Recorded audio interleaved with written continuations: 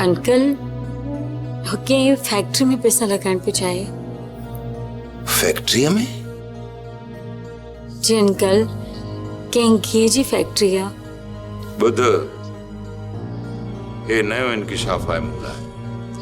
अच्छा अंकल ताकि खबर को नहीं?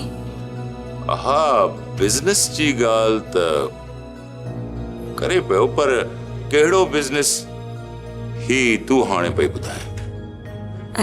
अंकल यामीन खान तो मुखा जमीन जो अटॉर्नी पावर पे खुरे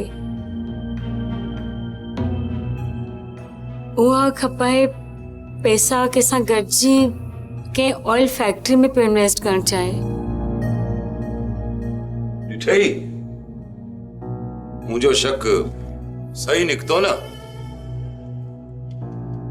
छाजो बिजनेस केड़ी फैक्ट्री कुछ भी ना है। यो सजो ड्रामो थी ड्रामो। असल में हू तुझी जमीन पे हड़प करण चाहे। हुन बेहर शादी भी न लाए कया तो सा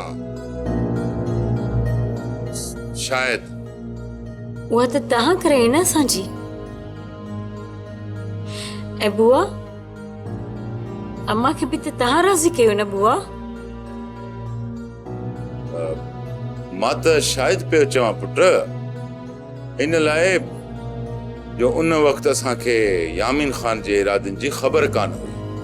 असा के खबर न हुई तो हुन जी सोच छा है पुट?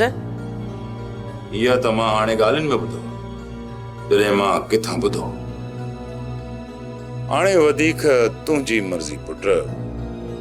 असांजो फर्ज हुयो तोखे होशियार करण। बाक़ी तव्हां ज़ाल मुड़स हो जियां चाहियो ईअं कयो।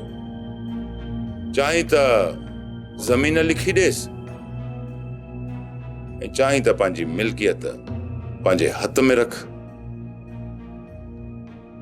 बाक़ी तुंहिंजी मर्ज़ी थी। हथन मां मिल्कियत वेई न त पोइ तुंहिंजी बि अहमियत कोन रहंदी पुट। ऐं यामीन खान हाणे धीअ जो संग ॾियई न त बि न वठजांइ।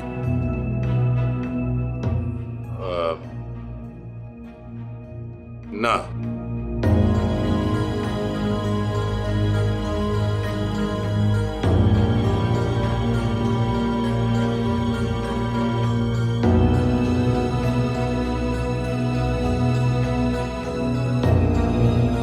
सब्सक्राइब कयो असांजो ऑफिशियल YouTube चैनल सिन टीवी HD ड्रामा ऐं वधीक अपडेट लाइ बेल आइकन खे क्लिक करियो।